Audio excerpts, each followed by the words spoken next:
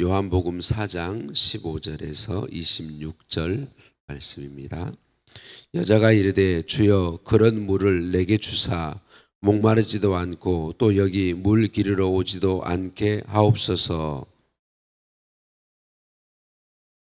여자가 대답하여 이르되 나는 남편이 없나이다. 예수께서 이르시되 내가 남편이 없다 하는 말이 옳도다.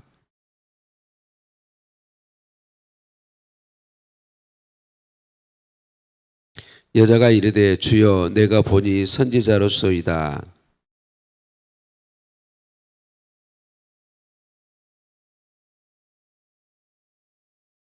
예수께서 이르시되 여자여 내 말을 믿으라. 이 산에서도 말고 예루살렘에서도 말고 너희가 아버지께 예배할 때가 이르리라.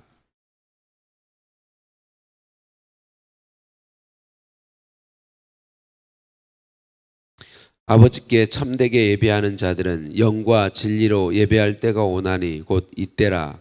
아버지께서는 자기에게 이렇게 예배하는 자들을 찾으시느니라.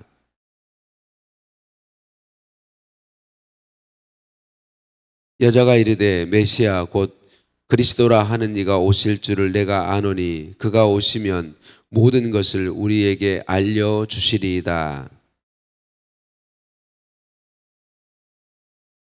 아멘.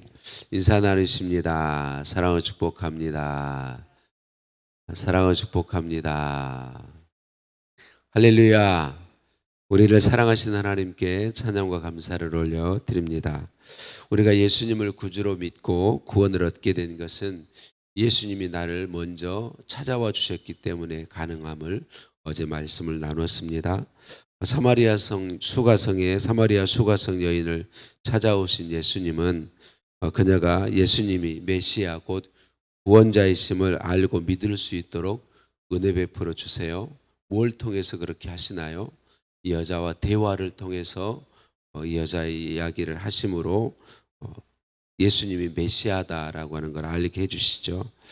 예수님께서 이 여인에게 예수님 찾아오셔서 깨닫게 해주시고 믿게 해주시는 것처럼 예수님은 계속해서 우리를 찾아오시고 우리에게 믿음을 더하여 주시는 줄로 믿습니다. 오늘 예수님은 우리에게 어떻게 찾아와 주고 계시나요? 오늘 예수님은 기록하여 주신 말씀을 통해 우리를 찾아오시고 성령으로 우리 안에 내주하심으로 계속해서 우리를 찾아와 주시죠. 우리가 잘 아는 것처럼 믿음은 말씀을 들음에서 납니다. 믿음은 예수님의 말씀을 들음에서 나요. 저와 여러분이 말씀을 알게 해달라고 성령님께 간구하면서 끊임없이 말씀을 읽고 듣고 묵상하고 배우기를 힘썼으면 좋겠습니다. 하나님께서 그것을 통해서 우리에게 믿음의 믿음을 더하여 주시기 때문에 그래요.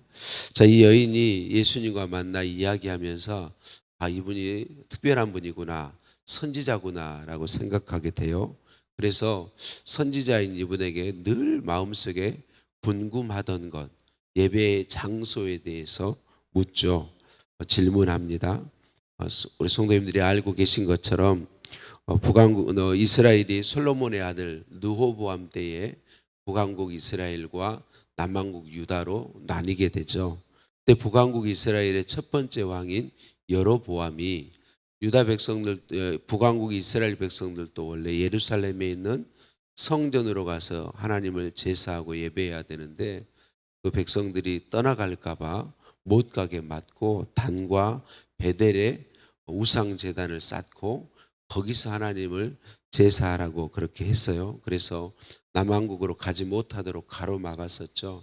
그때부터 계속 문제가 되었는데 그들의 북왕국 이스라엘 후손이니 사마리아 사람들은 그리심산에 예루살렘 성전 말고 다른 성전을 짓고 거기서 예배해야 한다고 주장했습니다. 그러니까 사마리아 여인, 수가성 여인은 사마리아 후손으로서 늘 그렇게 배운 거죠. 조상들이 이곳에서 그리심산에서 예배해야 된다고 옳다고 하는데 또 유대인들은 예루살렘에서 예배하는 것이 옳다고 하는데 이거 어떤 것이 옳습니까? 라고 예수님께 질문한 것이죠.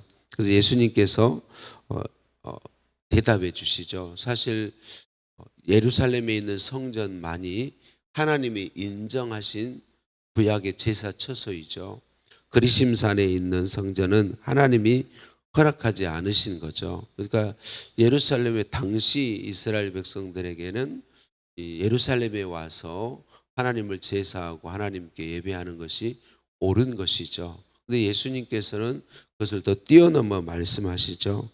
어, 예루살렘 성전에서 예배하는 것이 옳지만 그러나 예루살렘 성전에서 예배한다 할지라도 제사한다 할지라도 어, 그 마음이 중심이 들여지지 않으면 올바른 예배가 아니다. 그래서 예수님 이렇게 말씀하시죠.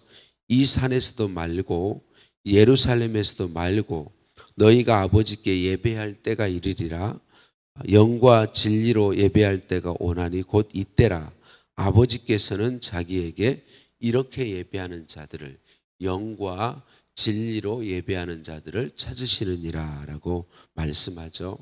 여러분, 예배 형식과 예배 장소는 중요합니다. 예배를 바르게 드리기 위해서. 그렇지만 예루살렘 성전에서 예배할지라도 예배하는 사람의 마음에 믿음이 없고 올바름이 없다면 바른 예배가 될 수 없다라고 예수님이 가르쳐 주신 것이죠.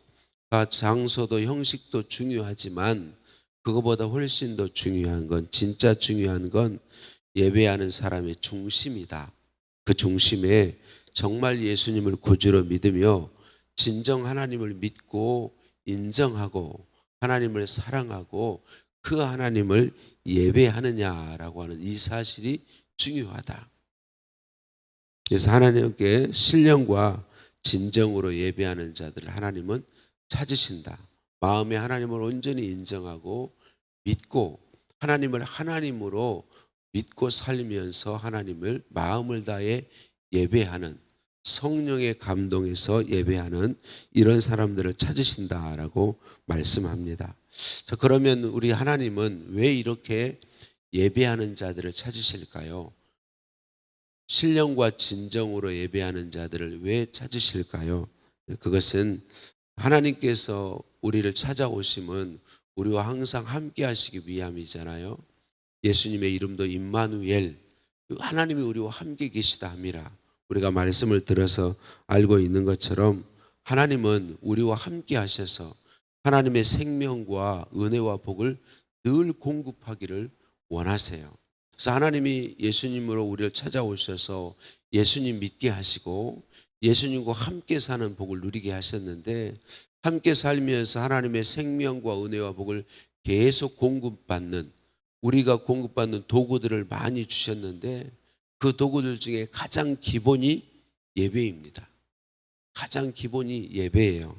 그래서 우리 하나님은 예배를 통해서 우리를 만나 주시고 예배를 통해서 우리에게 은혜의 은혜를 더해 주시고 예배를 통해서 우리에게 하나님 경험도 허락하시고 하나님을 깊이 아는 은혜, 하나님을 만나는 은혜, 하나님을 체험하는 은혜, 우리의 믿음이 성장하는 은혜, 그러니까 예배를 통해서 이렇게 우리에게 공급하시기 때문에 예배하는 자들을 찾으시는 것이죠. 우리 성도님들이 잘 아는 것처럼 예배는 하나님께 절한다, 하나님을 섬긴다, 이런 의미를 가지고 있습니다.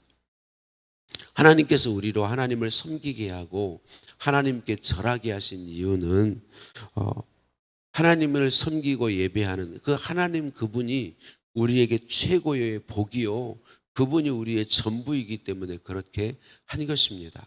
하나님 그분이 우리에게 복이시고 하나님 그분이 우리에게 전부입니다. 그래서 하나님을 정말 사모하고 믿고 의지하고 그분을 섬기고 그분에게 절하고 그분을 하나님으로 온전히 인정하고 섬기는 사람이 복 있는 사람인 거죠.